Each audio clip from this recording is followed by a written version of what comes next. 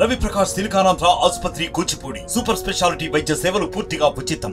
నిన్న ముఖ్యమంత్రి జగన్మోహన్ రెడ్డి చాలా హేయమైంది, నీచమైనది. రాయలసీమ ప్రాంతంలో కాకుండా కోస్తా ప్రాంతమైనటువంటి కృష్ణా, గుంటూరు, ఈస్ట్, వెస్ట్లో కూడా ఒక బలమైనటువంటి గాలి వస్తుందని చెప్పి తెలుగుదేశం పార్టీ వాళ్ళు ఆశించారు.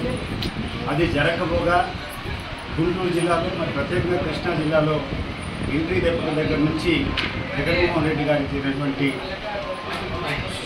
అపరూప స్పందన, అపరూప స్వాగతాన్ని చూసి ప్రతిపక్షాలు వాళ్ళు కన్ను కొట్టి ఈ రకమైనటువంటి హేమైనటువంటి చర్యకు పాల్గొన్నారు. దీనికి భారీ మూల్యం వీళ్ళు చెల్లించాల్సి ఉంటుంది.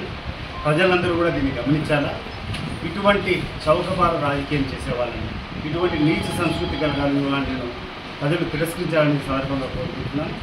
అదే రకంగా ఇంకోటి కూడా ప్రజలందరూ కూడా గమనించాలి.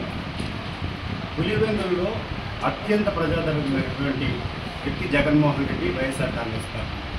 మరి ఈ ప్రాంతంలో ఇంత పట్టున్నప్పటికీ ప్రతిపక్షాలు నిస్వచ్ఛగా, స్వేచ్ఛగా తిరిగి వాళ్ళ యొక్క అభిప్రాయం చెప్పగలిగినారంటే ప్రజాస్వామ్యం పట్ల జగన్మోహన్ రెడ్డి గారికి ఉన్నటువంటి ఆ నమ్మకం మీరందరూ కూడా గమనించాలి.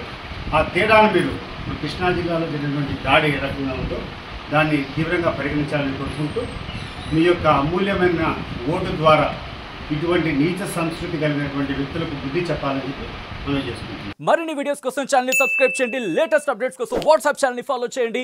అండ్ లింక్ డిస్క్రిప్షన్ లో ఉంది.